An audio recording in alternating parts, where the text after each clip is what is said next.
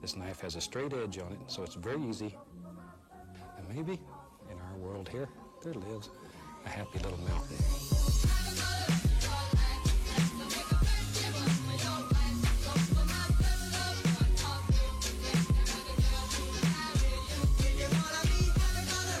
Hello everybody and welcome back to my channel. If you're new here, my name is Caitlin and I discuss a whole load of things on this channel, mainly surrounding like true crime videos as well as a little bit of university and lifestyle sprinkled in where I can. So today I'm back with another installment of my kind of controversial, psychological or even some kind of non-psychological just experiment videos that have been carried out over the past, well, however many years, and discussing sort of why they're controversial and why they wouldn't necessarily be allowed to happen today. Today I'm going to be discussing something called the Willowbrook hepatitis experiment. Now this is something that I've never even heard of until I was researching sort of lesser known new cases to talk to you guys about, and it's quite interesting. I think this experiment isn't as controversial, it isn't as obviously immoral, I guess, as a lot of the other experiments that I've discussed in the past, but there are definitely elements of it that are worth discussing. So if you want to hear a little bit about these experiments, then keep on watching and we shall just get started. It's a little bit overcast today, so I'm really sorry if it's a little bit darker or the lighting changes at any point in this video. Unfortunately, as we're entering winter, it's not ideal for using natural lighting to film these videos, but hopefully I'm sure you guys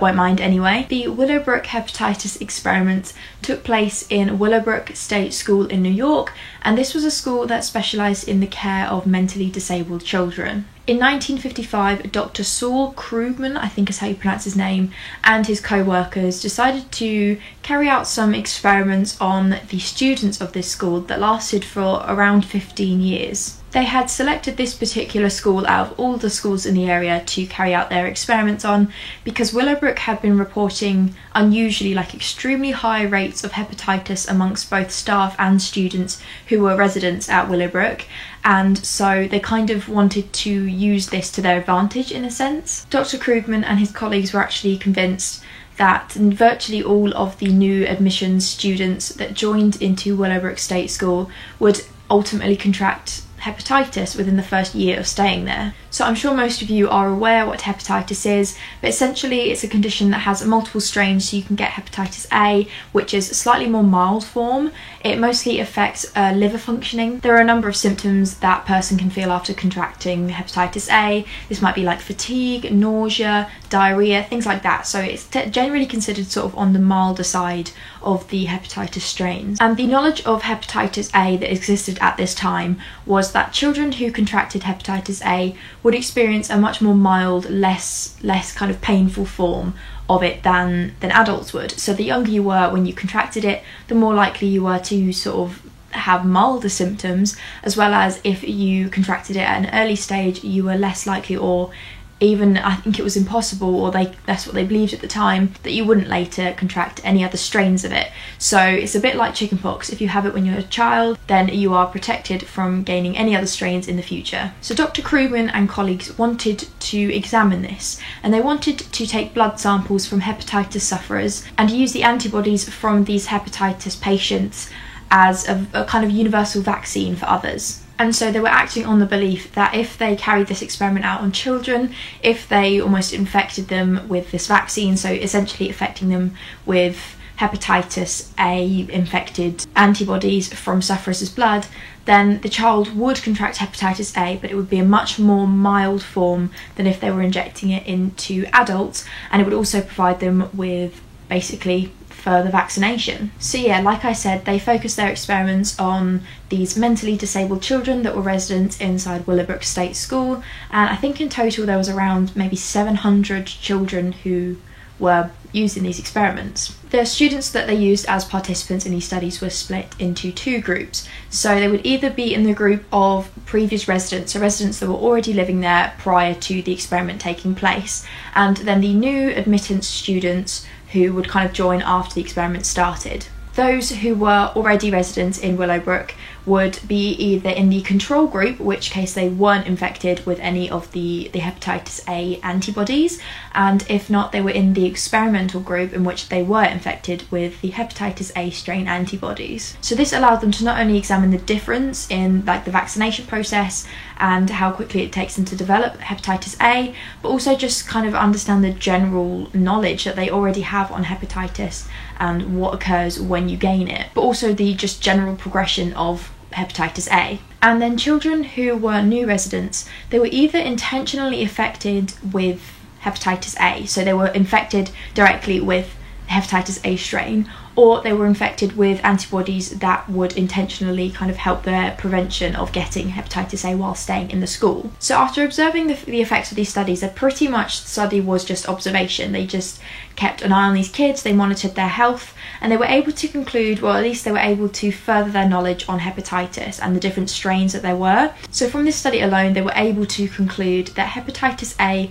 was much easier to pass on to others than hepatitis B was, because hepatitis B strain was only passed on through direct blood contact or sexually. The children that had been intentionally infected throughout the experiment were shown to have much more mild symptoms of hepatitis A, so they would have like mild problems to do with their liver, or they'd be nauseous, but it wasn't anything too drastic. However, any of the other students who had contracted hepatitis A just through their stay at Willowbrook during the experiment, so they weren't in the experimental group, they weren't infected with it, but they just happened to gain it while, you know, in contact with these other students, they experienced a much more harmful form of it. They had much worse symptoms than the kids that had been injected with the antibodies. And this study ultimately led them to understand the different severity and the different symptoms that come from the different forms of hepatitis, and also just the different methods in which they could be passed on. So this is all very interesting. Obviously it kind of is contributing to a lot of the knowledge we know today about hepatitis, but there are quite a lot of ethical considerations that need to be discussed in relation to this, because like I said, it isn't the most controversial study that I've discussed on this channel, but there are definitely some things that you could point out now that wouldn't necessarily be seen as acceptable today. One positive thing that you can say about this experiment that I haven't really been able to say for many of the experiments that I've discussed previously is that the experimenters did gain consent prior to the experiment. So because the participants, they were not only children, they were also mentally disabled children, they had to gain the consent of their carers or their parents because they were not deemed as fit to give their own consent. And something else that is seen as a potential positive for this experiment is that they chose to carry out the experiment in Willowbrook because of its already present rates of hepatitis, as opposed to going into a school that did not have any sign of hepatitis sufferers whatsoever and intentionally infecting them virtually completely with hepatitis. So this is something technically kind of positive that you can say about it, is that they kind of used it to their advantage. New residents who were joining the school, them and their parents were able to visit kind of a separate building that was isolated as the experiment building where all the participants taking place in the experiment lived. They were able to visit this building before taking part in the experiment, before joining the school. They got a chance to meet all the experimenters, all the staff, everything. So they were virtually shown everything, like conditions they'd be living in. They were kind of showing them that the conditions weren't awful, and this is what the study looks like. So they did have knowledge prior to admission. And another positive thing that could be said is that those who were taking part in the study were also protected from any other potential diseases or illnesses that they might face while staying in this school. So because the experiment was based on observation, they basically monitored the children's health constantly, and they were able to, obviously they couldn't interfere with hepatitis, but they were able to make sure that there was nothing else going wrong with them in terms of their health, so they were protected from any other issues that they might have had, which might not have been spotted if they were just regular students. However, there are a few negatives to discuss, and they mainly revolve around claims that as much as kind of the caregivers were giving their consent, they weren't always told fully, or some people argue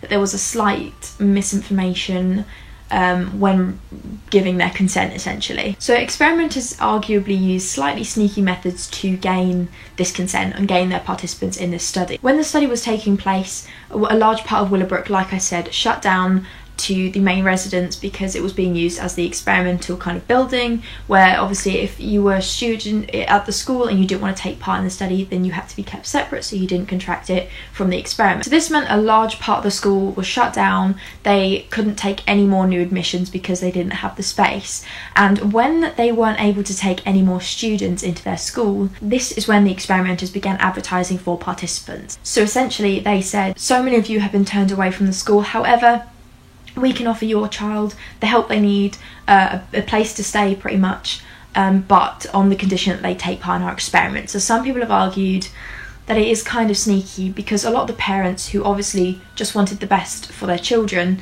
and they wanted them to be in the school that is equipped to take care of them, they felt like they had no choice if they were putting their child's needs first. And people have argued that parents of mentally disabled children who couldn't get access to any other schools for their children almost would do anything to get the child the help that they needed, and so they would sign anything essentially to get their child the right care. Some people can also argue that despite the parents giving their consent, obviously like I said, children, and not only that, mentally disabled children aren't necessarily seen as being capable of providing their own consent, so you have to go to the parents.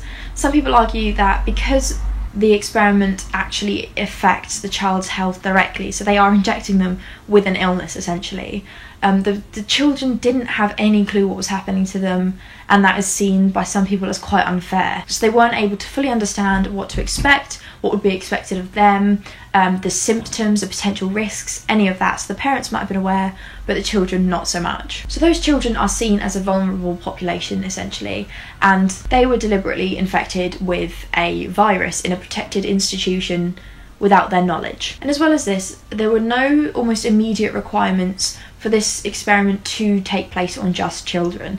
So I know I said about how they were acting on the knowledge that children would experience a much more mild symptoms to do with hepatitis if they're injected with it, but they could have also tested this on adults, or at least compared them, is what a lot of people argue anyway. There were almost 1,000 staff members who were adults working in Willowbrook at the time, a lot of them who do also contract hepatitis while working at the school, and so many people argue that it just doesn't seem right for them to only use these children, these mentally disabled children, in their experiment. A later revision of the original files of this experiment, as well as the conditions of the school itself, actually concluded that the high rate of hepatitis amongst Willowbrook students and staff wasn't just a coincidence, and it wasn't just kind of an anomaly in stats. It was actually due to the living conditions of the Willowbrook State School. So it came out that there were some extremely dreadful conditions in the school, and because it was kind of the best, or at least one of the only schools that catered for mentally disabled children's needs in the area at the time, parents had really no choice but to send their children there, because obviously they were under the impression that they were getting them the best help they could. So not only was the school overcrowded and understaffed for many, many years, there were also a lot of shortcomings when it came to general hygiene and sanitation when living in this school. So that kind of provided a solid reason as to why the hepatitis was so common. And therefore many people have argued that rather than focusing their resources on hepatitis and how to vaccinate it, they should have been focusing on what could have been done to prevent it in the first place, and focusing resources just generally on improving these awful conditions that so many adults and children alike were having to live in this school. And instead the experimenters obviously used these dreadful conditions to their advantage, like I keep saying, to study what they wanted. So that's everything I'm going to discuss today. Obviously all of these are discussion points and not necessarily how I feel, but I like to be able to provide you guys with some facts and kind of both sides of an argument, because I like to encourage you guys to have your own views. So feel free to let me know what you think down below. As with always with these videos, I probably have missed information because I'm only human, so if there's anything else you want to discuss, then obviously leave it down below. I love reading through your guys' comments, and also leave any other cases you want me to discuss, whether that's other psychological experiments, missing people, anything really. Thank you guys so much for watching. I hope you found it interesting, and I will see you guys soon for another video. Bye.